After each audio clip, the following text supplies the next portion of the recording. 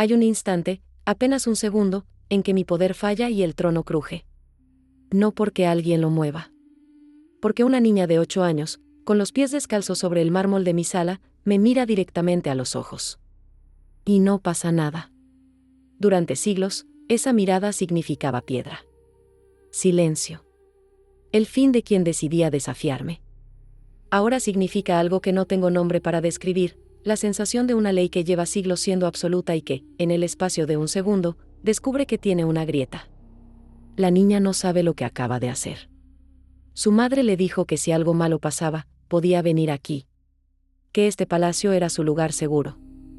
¿Por qué una tejedora del norte le diría eso a su hija sobre la reina que convierte en piedra? ¿Qué pagó para que esa promesa fuera real? ¿Y quién más, en las sombras de este reino, lleva años esperando a que alguien demuestre que mi poder tiene límites? La niña se sienta en el escalón de mi trono como si fuera suyo. Y yo, que no he necesitado respuestas ajenas en siglos, descubro que no sé qué hacer con alguien que no puede ser tocada por lo único que me ha garantizado el control de todo lo demás. Esta es la memoria que Medusa no ha podido olvidar. Si esta memoria ya despertó algo en ti, dale like y acompáñanos en esta historia. Cuéntanos en los comentarios, ¿desde qué ciudad nos escuchas? Hay una ley en mi reino que existe desde antes de que los hombres aprendieran a escribir sus propias leyes. No está grabada en piedra. No necesita estarlo. Vive en los ojos de quienes caminan por mis pasillos, en la forma en que bajan la mirada cuando siento que me acerco, en el ángulo preciso con el que inclinan la cabeza, calculado por generaciones de padres que le enseñaron a sus hijos, nunca, bajo ninguna circunstancia, mires a la reina directamente. La ley no tiene nombre. Las leyes que funcionan de verdad nunca lo necesitan. Durante siglos, la obedecieron. Soldados que habían sobrevivido guerras, sacerdotes que recitaban mis nombres sagrados en templos llenos de humo, consejeros que habían visto caer reinos enteros, todos bajaban la mirada. Era un reflejo. Algo que el cuerpo hacía antes de que la mente terminara de formular el pensamiento. Esa mañana, mientras el viento del este traía el olor de la cosecha tardía por las ventanas de piedra, una niña de 8 años cruzó mis puertas y me miró directamente a los ojos. Y no pasó nada. Quiero que entiendas lo que significa ese silencio. No el silencio de un salón vacío, no el silencio de una noche sin viento. El silencio de una ley que lleva siglos funcionando y que, en el espacio de un instante, se quiebra sin hacer ruido. Sin aviso. Sin razón aparente. Yo la miré a ella. Ella me miró a mí. Y el trono, detrás de mí, crujió. No porque se moviera. Los tronos de piedra no se mueven. Crujió porque el mundo entendió antes que yo lo que acababa de ocurrir. Asterisco, su nombre era Casia. Lo supe después, no en ese momento. En ese momento era simplemente una figura pequeña en la entrada de mi sala del trono, túnica de lino marrón, pies descalzos sobre el mármol frío, cabello oscuro que alguien había intentado trenzar sin mucho éxito. Tenía una rodilla raspada. Lo noté porque noté todo, en los primeros segundos, buscando la explicación que me faltaba. ¿Estaba ciega? No. Sus ojos se movían, me seguían, registraban cada detalle de mi figura con la concentración serena de alguien que mira algo que le parece genuinamente interesante. ¿Estaba entrenada? Imposible. Ningún maestro en el mundo conocido enseña a resistir mi mirada, porque no hay nada que enseñar. No es una habilidad. Es una ley física. ¿Cómo enseñarle a alguien a no quemarse con el fuego? ¿Estaba bajo algún encantamiento externo? Eso consideré después, cuando ya tenía tiempo para considerar cosas. En ese momento, no pensé nada. Solo la miré. Y ella me sonrió. No fue una sonrisa de desafío. Eso habría sido más fácil de entender. Habría tenido un vocabulario para la provocación, para la amenaza, para alguien que llega a demostrar algo. Conozco esa sonrisa, la he visto en los rostros de héroes que llegaron a matarme y terminaron siendo parte de mi colección de mármoles silenciosos. Esta sonrisa era diferente. Era la sonrisa de una niña que acaba de ver algo que le parece bonito. Detrás de mí, escuché la respiración contenida de Piros, el primer consejero. Había estado revisando los registros de tributos en el extremo opuesto de la sala, un trabajo que hacía cada mañana con la puntualidad obsesiva de alguien que necesita el orden para funcionar. Cuando la niña entró, el sonido de las páginas se detuvo. No se atrevió a hablar. Ninguno se atrevía a hablar cuando yo guardaba silencio. La niña avanzó 3 pasos. Yo no me moví. Avanzó 3 pasos más. Sus pies descalzos no hacían ruido sobre el mármol. Era como ver a alguien caminar hacia algo que debería ser peligroso sin entender que debería ser peligroso, sin el peso de ese conocimiento que convierte cada paso en una negociación con el miedo. Se detuvo a 4 metros de mí. 4 metros era la distancia a la que los suplicantes se detenían. 4 metros era la distancia oficial de respeto. Nadie le había enseñado eso tampoco, lo supe porque, si alguien le hubiera enseñado la distancia, también le habría enseñado lo otro. «Eres muy alta», dijo. Su voz era completamente normal. Sin temblor. Sin el tono sobreagudo que adoptan los humanos cuando están cerca de algo que los aterroriza y fingen que no. Yo no respondí. Detrás de mí, escuché que Piro soltaba el aire que había estado reteniendo. Hubo una época, hace tanto tiempo que los humanos no tienen registros de ella, solo rumores fragmentados en tablillas de arcilla que ningún erudito ha sabido descifrar correctamente, en que mi poder no era lo que es ahora. Era más errático. Llegaba en oleadas, dependía del estado de mi ánimo, fallaba cuando estaba distraída o agotada. Tenía límites comprensibles. Los siglos lo afinaron. La reverencia lo solidificó. Hubo un punto en que ya no necesitaba concentrarme, funcionaba solo, como el calor de una llama que no necesita que nadie piense en arder para arder. Lo que ocurrió con Cassia no era un fallo técnico. Lo supe en cuanto la miré a los ojos y entendí que mis serpientes estaban completamente quietas. Cuando mi poder se activa, ellas se mueven, no agresivamente, no de forma visible para quienes miran desde lejos, pero se tensan, se orientan, responden al objetivo como plantas que siguen la dirección de la luz. Es involuntario. Es antiguo. Con Cassia, permanecieron inmóviles. Como si no hubiera nada que activar. Como si ella no existiera dentro de los parámetros de lo que mi poder reconoce como objetivo. Eso era más perturbador que cualquier resistencia activa. La resistencia activa significaría que alguien encontró una manera de combatirme. Esto era diferente. Esto era como intentar atrapar agua con los dedos y descubrir que el agua no reconoce tus manos. ¿Puedo sentarme?, preguntó la niña. No había sillas cerca de ella. Lo que había, en el extremo de la sala donde se había detenido, era un escalón del podio donde descansaba mi trono. Un escalón de mármol oscuro con grabados que tardaron 3 artesanos 8 años en completar. Antes de que yo respondiera, se sentó en él. Piro emitió un sonido involuntario, algo entre un gemido y una palabra que no llegó a completarse. Ordené que la sacaran. No porque tuviera miedo, ese no era el nombre de lo que sentía, aunque reconozco que la palabra miedo tiene muchas variantes, y algunas de ellas no se parecen nada al miedo que los humanos conocen, sino a algo más frío y más preciso, la conciencia de que algo que creías permanente acaba de demostrar que no lo es. La saqué porque necesitaba tiempo para pensar antes de que Piro encontrara la voz y comenzara a hacer preguntas que yo todavía no tenía respuestas para contestar. 2 guardias la escoltaron con la delicadeza exagerada que usan cuando no saben si deben tratar a alguien como prisionero o como invitado. La niña no opuso resistencia. Mientras la llevaban, giró la cabeza hacia mí una última vez, sin protocolo, sin permiso, directamente, y dijo, «Volveré mañana». No fue una pregunta. No fue un desafío. Fue una declaración de hecho. Las puertas de madera oscura se cerraron detrás de ella, y el eco tardó varios segundos en apagarse completamente. Piros habló. Por supuesto que habló. Piros lleva 40 años siendo mi primer consejero precisamente porque nunca deja pasar un momento sin hablar, sin analizar, sin proyectar 5 consecuencias posibles de cada evento antes de que el evento haya terminado de ocurrir. Majestad, dijo, y su voz tenía la cuidadosa neutralidad que usa cuando está genuinamente alarmado pero ha decidido que mostrarme su alarma sería contraproducente. La niña no se petrificó. Lo noté, respondí. Eso significa. Lo sé lo que significa, Piros. El silencio que siguió tenía textura. Podía sentir las palabras que no estaba diciendo ocupando el aire entre nosotros, las implicaciones, los escenarios, las preguntas que él ya estaba formulando y que yo ya sabía que iba a tener que responder antes de que el día terminara. Si la ley puede fallar una vez, puede fallar de nuevo. Si puede fallar con una niña, puede fallar con alguien más. Si la noticia se expande, y las noticias siempre se expanden, los palacios son los lugares menos secretos del mundo conocido, entonces algo que durante siglos funcionó como la garantía de mi autoridad se convierte en una pregunta. Y las preguntas sobre el poder son la única cosa que el poder no puede sobrevivir sin responder. Descúbrelo, le dije a Piros. ¿Quién es? ¿De dónde viene? ¿Por qué entró?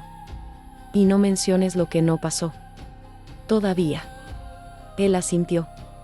Salió sin hacer ruido, con la prisa controlada de alguien que entiende la urgencia pero sabe que correr en los pasillos del palacio es una forma de proclamar que algo salió mal. Cuando se fue, me quedé sola en la sala del trono. Mis serpientes seguían completamente inmóviles. No supe qué interpretar de ese silencio. Llevaba siglos confiando en ellas como una extensión de mi propio instinto. Cuando algo era peligroso, lo sabían antes que yo. Cuando algo era seguro, se relajaban de una manera que yo había aprendido a leer como una garantía. Ahora no me decían nada.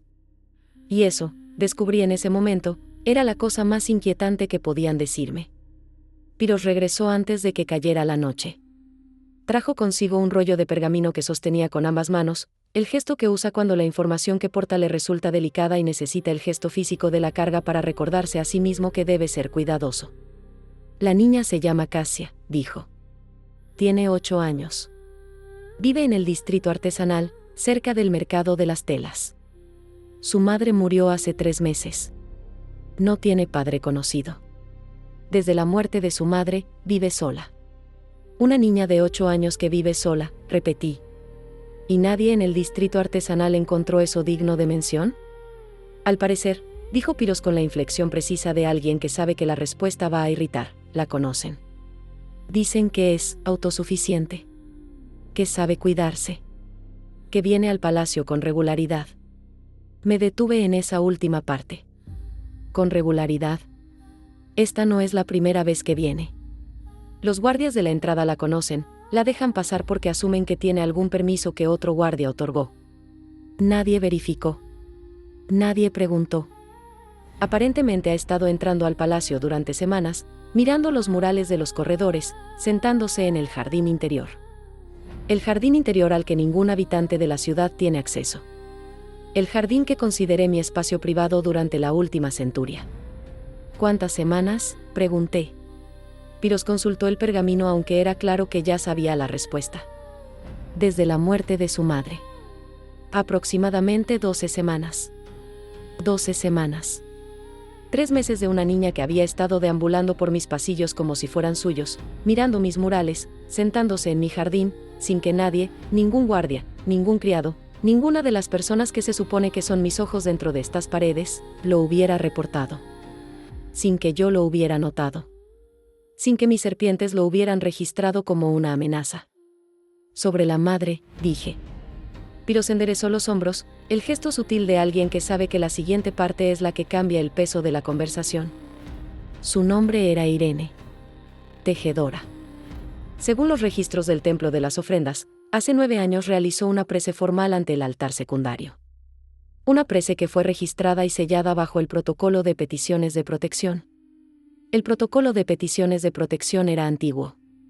Anterior a Piros, anterior a su predecesor, anterior a la arquitectura actual del palacio. Era un sistema que yo misma había instituido en una era de guerras frecuentes, cuando las madres venían al templo a pedir que sus hijos sobrevivieran batallas que no habían comenzado todavía. La petición se sellaba con aceite de oliva y una gota de sangre voluntaria sobre el altar. A cambio, la reina otorgaba protección para el niño especificado en la prece, protección dentro de los límites del reino, por el periodo de una vida. No recordaba haber concedido esa prece específica. Pero habría concedido cientos de ellas. Miles, a lo largo de los siglos. Había dejado de revisarlas individualmente hace siglos, el sistema era automático. ¿Y? Dije, aunque ya comenzaba a entender hacia dónde se dirigía esto. Piros desplegó el pergamino completamente. La prece pedía protección para su hija aún no nacida. Protección de todas las fuerzas del reino, incluyendo, hizo una pausa breve, apenas perceptible, del tipo que usa cuando la cita exacta va a ser importante, incluyendo la mirada de la reina. El silencio que siguió fue diferente al de esta mañana. Este tenía peso. Irene fue al templo, continué yo, porque a veces el pensamiento se completa mejor en voz alta, antes de que Cassia naciera, y pidió que su hija estuviera protegida de mí. Y yo concedí esa prece sin leerla completamente. Sin entender lo que estaba concediendo. Eso parece ser lo que ocurrió, Majestad. Yo misma la inmunité. La palabra «yo» sonó extraña en mi propia boca. Con esa textura que tiene cuando algo que has hecho en el pasado regresa en una forma que no reconoces. Hace 9 años, sin saberlo, yo misma firmé la razón por la que mi poder no funciona con ella. Piros no respondió. No había respuesta útil para eso. Afuera, el viento del este había parado. La noche llegaba sobre el reino con esa calma que tienen las noches que no saben todavía lo que el día siguiente va a traer. Y yo pensé en una niña de 8 años con una rodilla raspada, sentada en el escalón de mi trono, que había prometido volver mañana, y que, por razones que yo misma había creado sin saberlo, no había nada que pudiera hacerle para evitar que lo hiciera. Volvió al día siguiente. Llegó a la misma hora, temprano, cuando el palacio todavía tiene esa calidad de lugar que no ha decidido completamente convertirse en el día, cuando los criados se mueven con el sigilo automático de quienes saben que el mundo oficial todavía no ha comenzado. La vi entrar desde el corredor superior, antes de que ella me viera a mí. Caminaba con la misma seguridad del día anterior. Sin dudar. Sin el ritmo de alguien que verifica continuamente si está cometiendo un error. Era el paso de alguien que sabe exactamente a dónde va porque ha ido ahí muchas veces. Eso me informó algo que los informes de Piros no habían capturado: ella no llegó a mi sala del trono por accidente. No se perdió. No siguió curiosidad errante. Sabía que yo estaba ahí. Sabía que ese era el destino. Permití que llegara. Piros lo interpretó como una estrategia. En su mente organizada de consejero, yo estaba observando al sujeto de estudio en su ambiente para obtener información antes de tomar una decisión. Esa interpretación me convenía, era más prolija que la verdad, que era simplemente que no sabía qué hacer y decidí que la observación directa era mejor que decidir desde la ignorancia. Cassia encontró la sala del trono vacía. Lo había ordenado así, que nadie más estuviera presente. Que los guardias permanecieran en los corredores exteriores. Que Piros esperara en su oficina hasta que yo lo llamara. Ella entró. Se detuvo en el umbral un momento, no de incertidumbre, sino de la manera en que alguien hace una pausa para orientarse en un espacio que conoce pero que quiere volver a ver completo. Luego caminó hacia el mismo escalón del trono donde se había sentado el día anterior, y se sentó. Yo estaba de pie junto a la ventana del lado norte. La que da hacia el mar. Ella me encontró con la mirada. Sin esfuerzo. Sin la fracción de segundo de duda que precede al gesto cuando uno sabe que el gesto está prohibido y lo hace de todas formas. Solo me miró, de la misma manera que habría mirado cualquier otra cosa en la sala, con el inventario tranquilo de alguien que está presente en el lugar. Ayer no me dijiste nada, dijo. No, confirmé. ¿Por qué? Estaba pensando. Consideró esto. Asintió, con la seriedad de 8 años que toma los procesos de pensamiento ajenos como información válida y no como pretexto. ¿Qué estabas pensando? En por qué mi poder no funciona contigo. No hubo reacción visible a esa declaración. Ni sorpresa, ni satisfacción, ni miedo. Solo la atención sostenida de alguien que escucha una información y la procesa antes de responder. ¿Tienes un poder?, preguntó. Fue la primera vez, en siglos, que alguien me hizo esa pregunta desde la ignorancia genuina y no desde la retórica o el sarcasmo. Era una pregunta real. Una niña que había vivido 3 meses en mi palacio sin que nadie le explicara quién era yo. Todo el mundo en este reino lo sabe, dije. Yo no soy de aquí, respondió. Esa segunda afirmación reorganizó algo en la conversación. Porque implicaba que la niña había llegado de otro lugar, y eso contradecía lo que Piros había reportado, que vivía en el distrito artesanal, que su madre era tejedora, que llevaba semanas en el palacio. ¿De dónde eres?, pregunté. De aquí. Nací aquí. Hizo una pausa breve. Pero mi mamá era de otro lado. Del norte, donde hay montañas. Ella me enseñó sobre las cosas de allá. No sobre las de aquí. Eso explicaba algo. Pero no lo suficiente. ¿Tu madre te habló de mí?, pregunté. Me habló de la reina que no envejece. Inclinó la cabeza ligeramente, el gesto de alguien que revisa si una descripción coincide con la realidad frente a ella. Dijo que era importante. Que si algún día me pasaba algo, podía venir aquí. sentí que algo se detenía en el interior de mi pecho. No literalmente, no soy susceptible a las respuestas físicas de los humanos de esa manera. Pero hay algo que sucede cuando una información encaja de una manera que no esperabas, y ese encaje produce un sonido interno, como una pieza de maquinaria antigua que encuentra su lugar después de haber estado suelta. La madre. Irene. La tejedora del norte que vino al templo hace 9 años con una prece de protección para una hija aún no nacida, incluyendo específicamente protección de mi mirada. La madre que murió hace 3 meses y que, aparentemente, le había dicho a su hija que si algo pasaba, podía venir aquí. Al palacio. A mí. ¿Tu madre te dijo que yo era un lugar seguro? Dije, y escuché en mi propia voz algo que no había planeado poner ahí. No exactamente. Cassia frunció el ceño ligeramente, el gesto de alguien que quiere ser preciso y busca las palabras correctas. Dijo que si venía aquí, nadie podía hacerme daño. No sé por qué. Solo que era verdad. Irene le había dicho la verdad. Sin explicarle el mecanismo, la prece, el sello, el protocolo antiguo que yo había firmado sin leer, le había dicho el resultado: en este palacio, dentro de esta presencia, estás protegida. Y Cassia había llegado a reclamar esa protección sin saber que era una protección firmada, sellada y garantizada por la misma persona que debería ser la fuente del peligro. La ironía no se me escapó. Tampoco la incomodidad que genera en mí algo que no reconozco fácilmente como incomodidad porque no tengo práctica en sentirla. La dejé volver el tercer día. Y el cuarto. Piros comenzó a venir a mi oficina privada con una frecuencia que, en otro contexto, llamaría compulsiva, 2 veces en la mañana, 1 en la tarde, siempre con documentos que técnicamente requerían mi atención pero cuya urgencia real era ser pretexto para actualizar su inventario de lo que yo estaba haciendo con respecto a la situación. El consejo se enteró, me dijo, al 5.º día de las visitas de Cassia. Era inevitable. Los palacios no guardan secretos.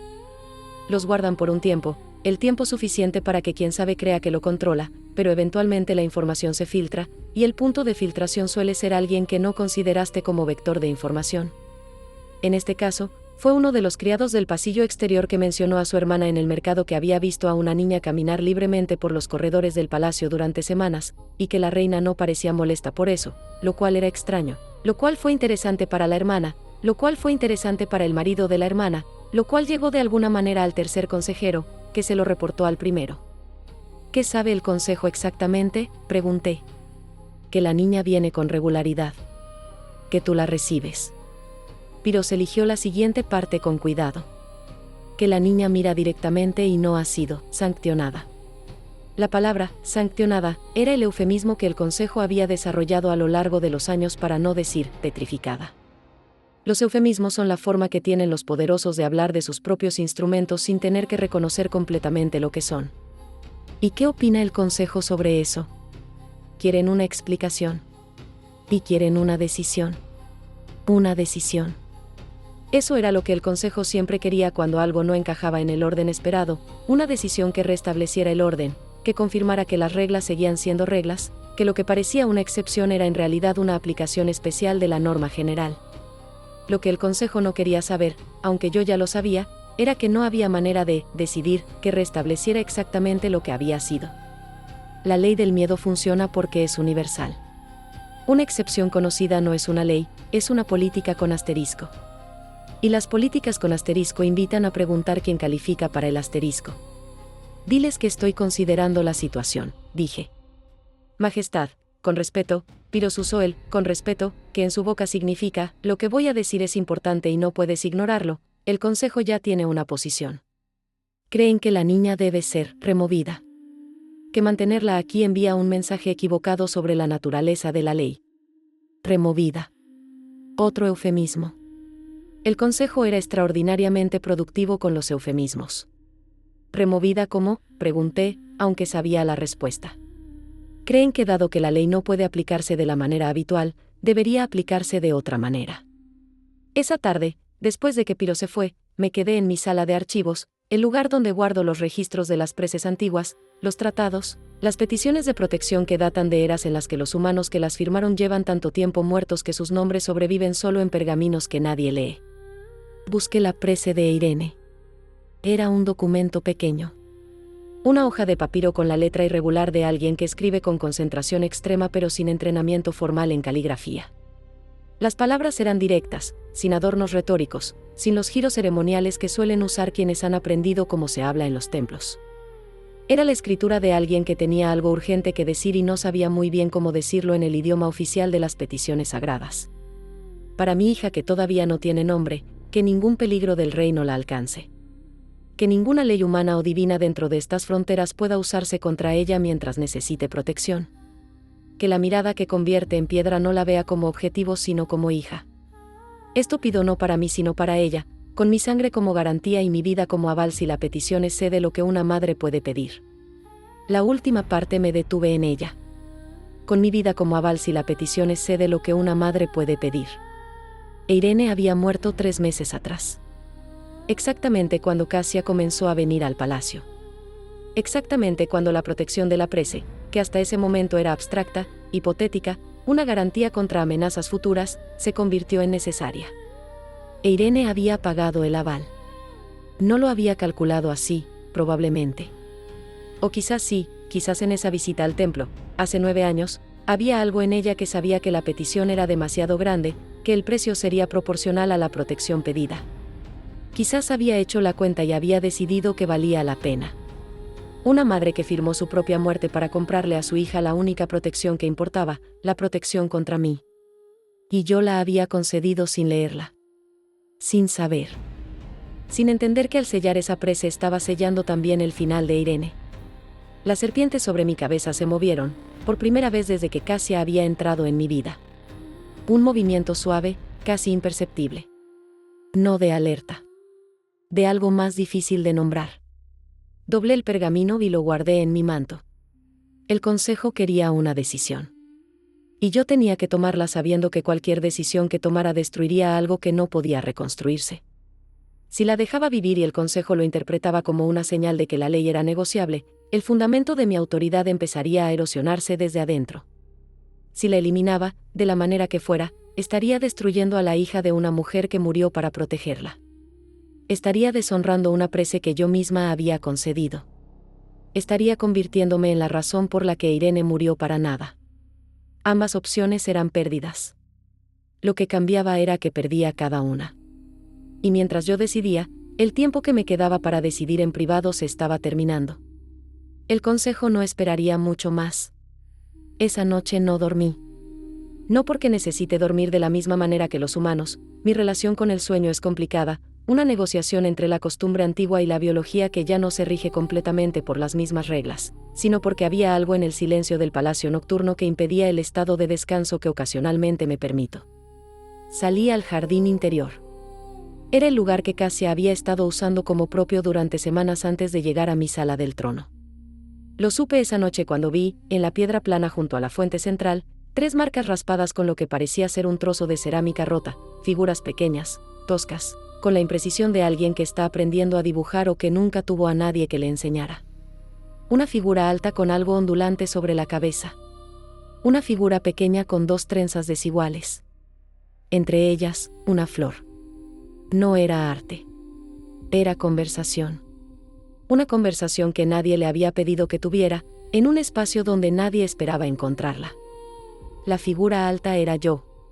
Lo supe sin necesitar pensarlo. Y la figura pequeña era ella. Y la flor entre ellas era. Lo que era, independientemente de lo que yo eligiera interpretar. Me senté junto a la fuente, cosa que no había hecho en años, quizás décadas. El agua tenía el sonido específico de las fuentes que fueron diseñadas por artesanos que entendían la acústica, no el ruido blanco del agua en movimiento sino algo más estructurado, algo que tiene ritmo. Pensé en Irene. En una mujer que nunca conocí, que vino al templo más pequeño y menos visitado de mi reino con una petición que no entendía del todo pero que importaba con la fuerza de todas las cosas que importan por razones que van más allá de la razón. Que escribió con letra irregular sobre papiro y firmó con su sangre y con algo más grande que su sangre. Pensé en Cassia, que había crecido con la historia de que si algo malo pasaba, podía venir aquí. Que llegó con rodillas raspadas y trenzas sin terminar y se sentó en los escalones de mi trono como si fueran escalones de su propia casa. Que me preguntó si tenía un poder con la seriedad tranquila de alguien que hace preguntas porque genuinamente quiere las respuestas. Pensé en el consejo, que no dormía, que planeaba, que en este momento estaba calibrando exactamente cuánto podía presionar antes de que la presión se convirtiera en algo diferente a presión. Y pensé en la prece. En esas palabras finales, con mi vida como aval. E Irene había sabido que pedía demasiado. Lo había sabido y lo había pedido de todas formas, porque había cosas que solo una madre puede calcular con esa frialdad específica, el cálculo de cuánto vale una vida propia comparada con la seguridad de otra vida que todavía no comenzó. Yo había concedido esa prece. No por sabiduría. No por generosidad.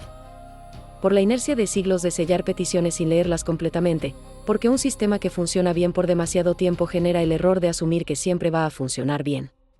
Y ahora tenía en mis manos las consecuencias de esa inercia, una niña que no podía ser tocada por mí, un consejo que exigía una solución, y una prece muerta con ella que me ataba de formas que todavía estaba aprendiendo a entender. El agua de la fuente siguió sonando. Las marcas de cerámica en la piedra plana no desaparecieron. Y yo, que llevaba siglos sin sentir que algo me superaba, empecé a calcular el costo exacto de cada una de las decisiones que me quedaban. La convocatoria del consejo llegó al 7º día. No como pregunta. Como notificación, que la sesión extraordinaria se realizaría antes del mediodía, que mi presencia era esperada, que el tema a tratar era el mantenimiento de la integridad de las leyes fundamentales del reino. Esa última frase era la manera formal de decir, vamos a hablar de la niña, y vamos a hablar de lo que se supone que debería haberle pasado. Ordené que Cassia no entrara al palacio ese día. No porque tuviera miedo de lo que pudiera pasar si estaba presente, tenía razones claras para mantenerla fuera de ese cruce de fuerzas. Los guardias de la entrada recibieron instrucciones de decirle que la reina estaba ocupada. De ser amables. De no explicar nada más. Fui a la sala del consejo con mis ropas de audiencia formal, el chitón de lino oscuro, la fíbula de bronce en el hombro izquierdo, las serpientes completamente inmóviles sobre mi cabeza en esa postura que han aprendido a adoptar cuando saben que el ambiente requiere contención. Entré por las puertas dobles que 2 guardias abrieron simultáneamente, el gesto coreografiado que indica que quien entra tiene una autoridad que precede a su llegada. Los 9 consejeros estaban de pie. Piros, en su lugar habitual a mi derecha, con la expresión de alguien que ha pasado las últimas horas preparándose mentalmente para un evento que sabe que no va a resultar como nadie espera. El segundo consejero, Darius, tomó la palabra primero. Siempre era Darius quien hablaba primero en las sesiones tensas, era el más joven del consejo y el que tenía menos paciencia para los protocolos de apertura que los demás utilizaban para ganar tiempo mientras calibraban el estado de ánimo de la sala. Majestad, comenzó, el consejo se ha reunido porque existe una situación que amenaza la coherencia de las leyes que sustentan el orden de este reino. La ley de la mirada es la primera ley. Es anterior a los tratados, anterior a las alianzas, anterior incluso al sistema de preces del templo. Su existencia como absoluto es lo que garantiza que el resto del orden funcione. No respondió. Cuando Darius abría así, lo mejor era dejarlo llegar al punto sin interrupciones, porque cualquier interrupción le daba la oportunidad de recalibrar su argumento hacia donde fuera más efectivo. Si la ley tiene excepciones conocidas, continuó, deja de ser ley. Se convierte en política. Y las políticas se negocian. Las políticas se cuestionan. Las políticas crean precedentes que otros invocan para justificar sus propias excepciones. Hizo una pausa calculada. La niña debe ser removida, Majestad. No como castigo. Como mantenimiento del sistema. Darius era inteligente. Lo había sido siempre, era la razón por la que lo había nombrado consejero 30 años atrás, cuando era un hombre joven con la claridad analítica poco común de alguien que entiende los sistemas sin perder de vista a las personas que los habitan. Ahora esa claridad analítica estaba apuntando hacia Cassia, y la lógica era impecable desde adentro de sus propias premisas. ¿Y si la ley ya tiene una excepción?, dije. El silencio fue inmediato. El tipo de silencio que ocurre cuando un argumento que alguien creía completamente formulado se encuentra de pronto con una variable que no había incluido. Explíquese, Majestad, dijo Darius. Saqué el pergamino de mi mano. Lo desplegué sobre la mesa central, el gesto físico de poner una evidencia en el centro del espacio compartido, para que todos pudieran verla al mismo tiempo. La prece de Irene, tejedora, registrada en el templo hace 9 años bajo el protocolo de protección. Sellada con sangre voluntaria. Concedida por mí. Incluye explícitamente protección de mi mirada para la niña nombrada en la petición. Hice una pausa. La excepción no la creó la niña. La creé yo. Hace 9 años. Y es vinculante. Darius leyó el pergamino. Sus ojos recorrieron el texto 2 veces, la primera vez para entenderlo, la segunda para buscar el argumento con el que rebatirlo. No lo encontró inmediatamente. Eso era notable en él. Una prece de protección, dijo finalmente, no puede anular la ley primera. Las preces operan dentro del marco legal existente, no por encima de él. Cuando yo las concedo, operan en el nivel que yo determine, respondí. Soy la fuente de la ley, no su aplicadora. Si yo concedí una excepción, la excepción es legal porque yo soy la ley en su origen. Cuestionar eso es cuestionar la arquitectura entera del sistema que me pides defender. Era un argumento circular. Lo sabía. Darius también lo sabía, vi el momento exacto en que lo reconoció, el movimiento casi imperceptible de su mandíbula. Pero era un argumento correcto, y la corrección tenía más peso que la incomodidad de la circularidad. El tercer consejero, Melas, el más viejo del grupo, habló desde su esquina. Majestad, incluso si la prece es vinculante, existe el problema práctico. La niña ha sido vista. Su situación es conocida en el distrito artesanal y en partes del mercado. Si permanece, y si continúa entrando al palacio con regularidad, la pregunta de por qué no fue sancionada se vuelve pública. Y esa pregunta pública requiere una respuesta que no podemos dar sin revelar la excepción. Y si revelamos la excepción, los pedidos de excepciones similares comenzarán a llegar. Melas era el más viejo y el más cansado del consejo. También era, en muchos casos, el más lúcido sobre las consecuencias de largo plazo, porque llevaba décadas viendo los efectos acumulados de decisiones que parecían razonables en el momento. Tenía razón en el diagnóstico. La solución que proponía era diferente. Entonces propones eliminar a la niña para que la pregunta no tenga sujeto. No lo formularía de esa manera, dijo Melas. ¿Cómo lo formularías?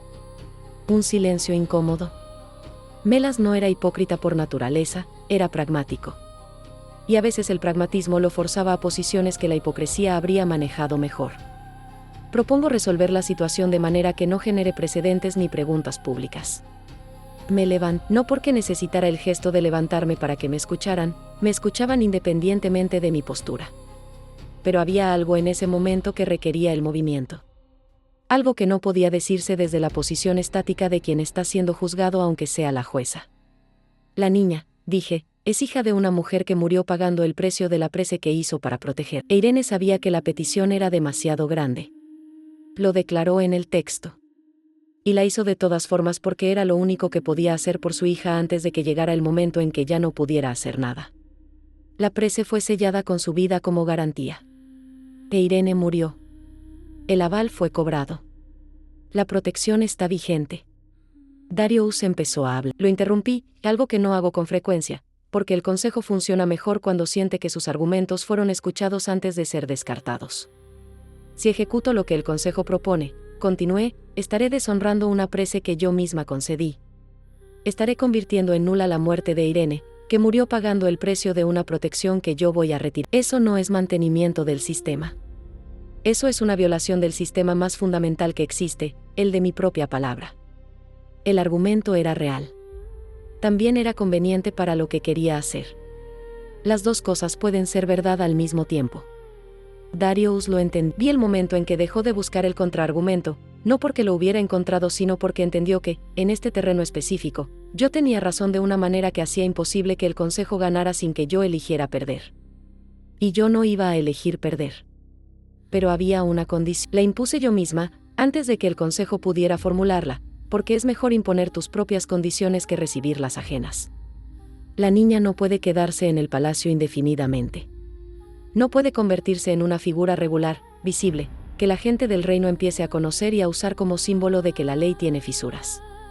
Debe partir de una manera que no genere la narrativa de la excepción. ¿Y cómo se logra eso?, preguntó Darius. Diciéndole que su protección fue cumplida. Que su madre pidió que estuviera segura hasta que fuera capaz de cuidarse sola. Que ya lo es. Que puede irse al norte, al lugar del que venía su madre, con los recursos necesarios para empezar. Y que cuando la gente pregunte, la respuesta será que fue una niña huérfana que recibió protección temporal bajo el protocolo existente, que ese protocolo se completó, y que el sistema funcionó exactamente como fue diseñado para funcionar. Melas evaluó esto. Luego asintió, con la lentitud de alguien que está verificando que no hay trampa. Eso funciona. Si se maneja correctamente. Se manejará correctamente, dije. Piros, que no había hablado en toda la sesión, habló por primera vez. ¿Y la niña acepta esto? No lo sabía. No le había preguntado, pero era la pregunta correcta, y Piros era el único en la sala que la hacía porque era el único que había visto suficiente de mis interacciones con Cassia para entender que lo que la niña pensara importaba más de lo que el consejo estaba dispuesto a reconocer. Eso es lo que me queda por saber, dije. Esa tarde mandé llamar a Cassia. Llegó con sus pies descalzos sobre el mármol, con la misma trenza imperfecta que alguien intentaba mejorar con el tiempo y que nunca terminaba de lograrlo. Se sentó en el escalón del trono sin esperar a que yo le dijera que podía. Esa ya era su costumbre, y yo había dejado de corregirla porque había algo en ese gesto, la confianza de alguien que sabe cuál es su lugar sin necesitar que se lo confirmen cada vez, que resultaba más informativo que cualquier cosa que pudiera extraerse de una conversación formal. Le hablé de la prece. De su madre. De lo que Irene había pedido y de lo que había pagado. Cassia escuchó sin interrumpir. Su expresión no cambió de la manera en que cambia cuando alguien recibe una noticia que no esperaba. No hubo el sobresalto, la negación, el trabajo visible de procesar algo que reorganiza lo que sabías. Lo que hubo, en cambio, fue el asentamiento gradual de alguien que recibe la confirmación de algo que ya sospechaba pero no sabía cómo nombrar. Ella sabía que iba a morir cuando me trajo aquí, dijo Cassia. No era una pregunta. No lo sé con certeza, respondí. Pero lo que escribió en la prece sugiere que tenía conciencia del precio. La traje aquí el día que se enfermó. Me dijo que este era mi lugar seguro. Un silencio. Murió esa misma noche. El cálculo de Irene era más preciso de lo que yo había supuesto. No solo había firmado la protección, la había activado específicamente, en el momento en que el aval se volvía exigible. Había traído a Cassia al palacio el día que sabía que el pago estaba siendo cobrado, para asegurarse de que la protección comenzara exactamente cuando ella terminaba. Sentí algo que no tengo un nombre claro para describir. No es tristeza exactamente, no es lo que los humanos llaman admiración porque admiración tiene un componente de distancia que no estaba presente. Era algo más próximo a reconocimiento, el reconocimiento de que Irene había hecho algo que yo, con todos mis siglos y todo mi poder, no había tenido nunca que hacer. Calcular el exacto punto en que dar todo era la única moneda que alcanza. El consejo quiere que partas, le dije a Cassia. No de manera inmediata. Pero pronto. Hay recursos disponibles para llevarte al norte, a los lugares de donde venía tu madre. Personas que pueden acompañarte. Cassia miró el escalón bajo sus pies. El grabado de mármol oscuro que representaba, en abstracto, el linaje de mi reinado. Luego me miró a mí. ¿Tú quieres que me vaya?, preguntó. Había una diferencia entre lo que el consejo quería y lo que yo quería, y Cassia había identificado esa diferencia con la precisión directa de alguien que no tiene interés en los eufemismos. Quiero que estés segura, dije. Lo que quiero para mí misma en este asunto no es información útil. Ella consideró esto con la misma seriedad que consideraba todo. Luego dijo, está bien. Y una pausa breve. ¿Puedo volver alguna vez? Era la pregunta que no había calculado recibir. La que no tenía respuesta preparada dentro del marco de lo que el consejo había acordado, dentro de la narrativa que habíamos construido para que la partida de Cassia no generara precedentes ni preguntas públicas. No supe qué responder durante un momento que fue probablemente más largo de lo que debería haber sido, para alguien que lleva siglos respondiendo preguntas. No lo sé, dije finalmente. Era la respuesta más honesta disponible. Cassia asintió. Se levantó del escalón, y antes de que yo pudiera decir nada más, antes de que la conversación encontrara un final ceremonioso y ordenado que la cerrara limpiamente, ella cruzó los 4 metros de distancia oficial de respeto que siempre había mantenido y me abrazó. No fue un abrazo largo, fue el abrazo de alguien que sabe que está despidiéndose de algo que no va a volver a ver de la misma manera, que no tiene más vocabulario para ese hecho que el del contacto físico directo. Sus brazos no alcanzaban completamente alrededor de mi figura. Era una niña de 8 años y yo soy alta incluso para los estándares de las personas que son consideradas altas. Mis serpientes, por primera vez desde que Cassia había entrado en mi vida, se movieron. No de alerta. No de tensión. Se movieron con algo que, si tuviera que describirlo en términos humanos, llamaría reconocimiento. Como si también ellas estuvieran diciendo adiós a algo que no iban a ver de esta manera nunca más. La dejé hacer, y cuando Cassia se apartó, con la misma naturalidad con que se había acercado, hubo algo en la sala que era diferente a lo que había sido antes. No el trono. No las paredes. no los grabados de mármol oscuro. Yo. Partió 3 días después. Piros organizó todo con su eficiencia habitual, un carruaje pequeño pero sólido, 2 guardias que conocían las rutas del norte, un bolso con monedas suficientes para los primeros meses y una carta de presentación dirigida a la comunidad de tejedores en la ciudad de Peiros, donde la familia de Irene había tenido raíces antes de que ella bajara al sur. Yo no fui a despedir, no porque no quisiera.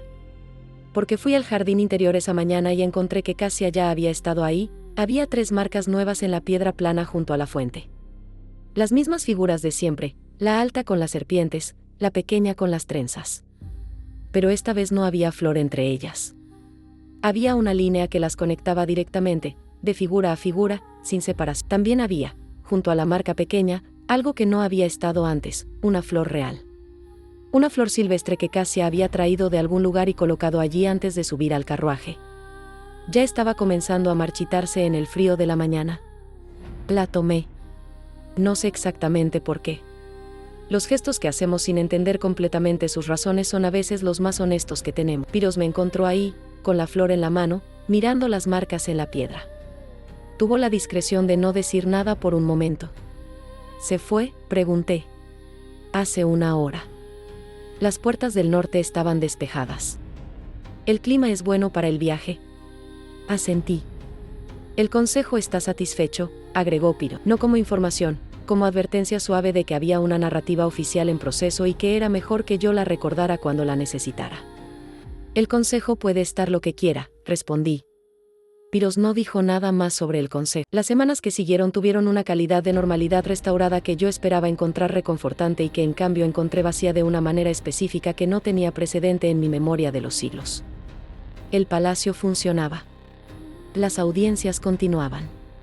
Las leyes se aplicaban. Los guardias bajaban los ojos cuando me cruzaban en los corredores. Los criados inclinaban la cabeza en el ángulo exacto.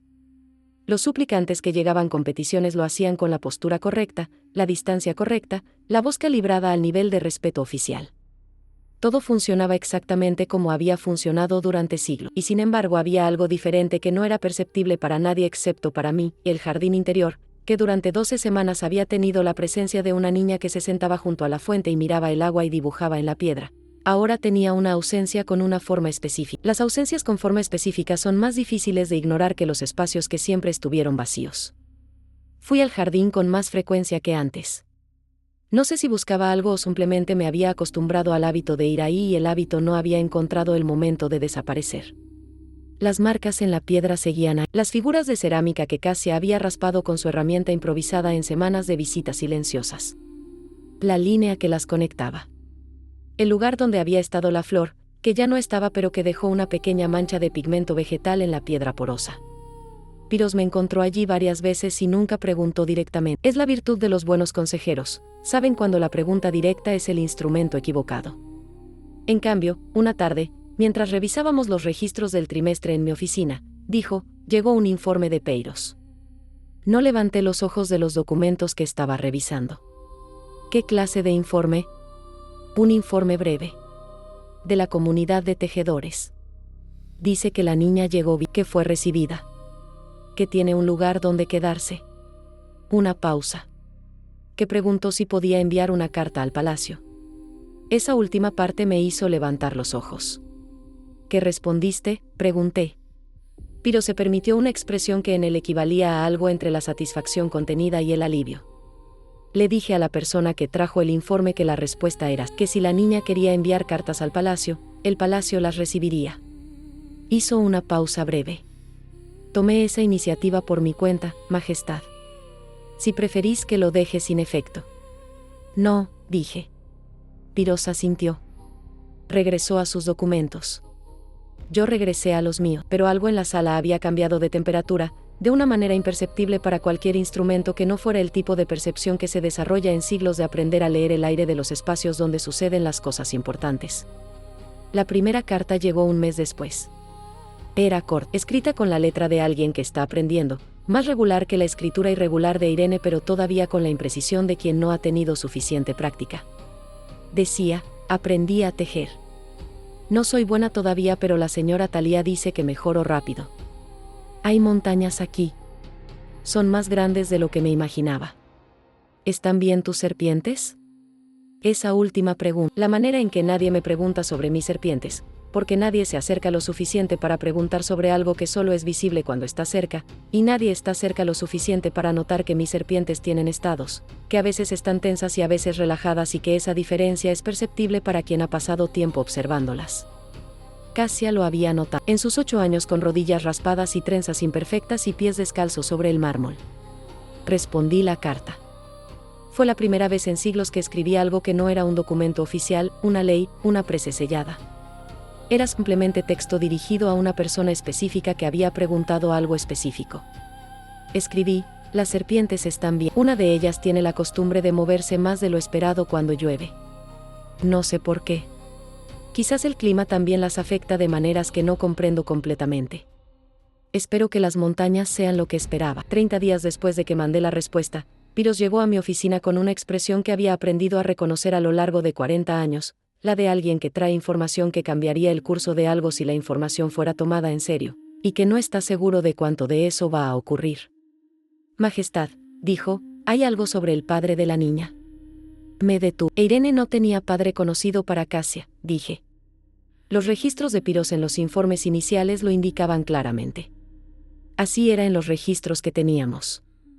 Colocó un pergamino nuevo sobre mi escritorio, diferente del que usaba para los informes cotidianos, más grueso, con el sello del archivo histórico en la esquina. Pero una investigación más profunda, solicitada a los archivos del norte después de que llegamos a saber el apellido de familia de Irene, encontró algo que no estaba en los registros locales.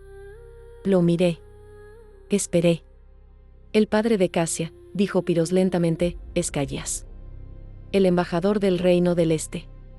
El que lleva 2 años negociando los términos del Tratado de Frontera. El silencio que siguió tenía un peso diferente a todos los silencios anteriores.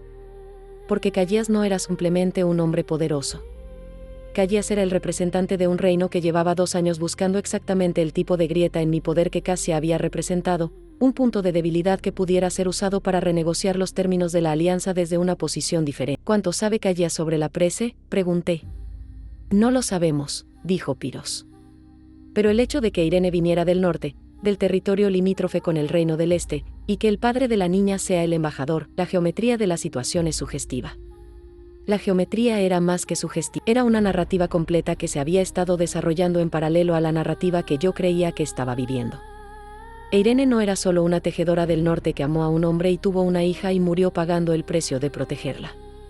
Irene era, también, posiblemente, una pieza en un plan más largo que todavía no había completado su movimiento final. Y Cassia, que ahora estaba en Peiros, aprendiendo a tejer, preguntando sobre mis serpientes, enviando cartas al palacio, podía ser, sin saberlo, el hilo que conectaba ese plan con la fase que todavía estaba por venir. O podía ser exactamente lo que parecía, una niña que amaba a su madre, que llegó al lugar donde le dijeron que estaría segura, y que dibujó figuras en la piedra de mi jardín porque era lo único que tenía para dejar. Ambas cosas podían ser verdad. La segunda no anulaba la primera. ¿Qué hacemos?, preguntó Piros, con la formulación que usa cuando la decisión excede lo que él considera dentro de su autoridad de consejero. Me levanté.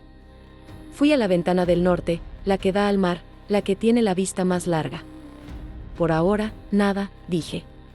Continuamos recibiendo las cartas. Continuamos respondiendo. Una pausa. Y empezamos a prestar atención diferente a Callias. ¿Y si el plan de Callias incluye a la niña como instrumento?, preguntó Piros. Entonces necesitamos saber eso antes de que Callias lo sepa nosotros, respondí. Y necesitamos que Cassia esté en condición de elegir, cuando llegue el momento, de qué lado está parada. Sin que nadie la empuje. Piros asintió. Era la respuesta más complicada que yo podía darle y él lo sabía. También era la única respuesta que no destruía algo que no podía reconstruirse. Afuera, el mar tenía la quietud específica de los días sin viento. Una quietud que no dura, que sabe que no dura, que existe en el espacio entre una tormenta que terminó y la siguiente que todavía no comenzó. Mis serpientes, sobre mi cabeza, se movieron de manera sincronizada por primera vez en semanas. No de alerta, de preparación. Algo se estaba acercando. No lo veía todavía. Pero lo sabían ellas antes que yo, como siempre.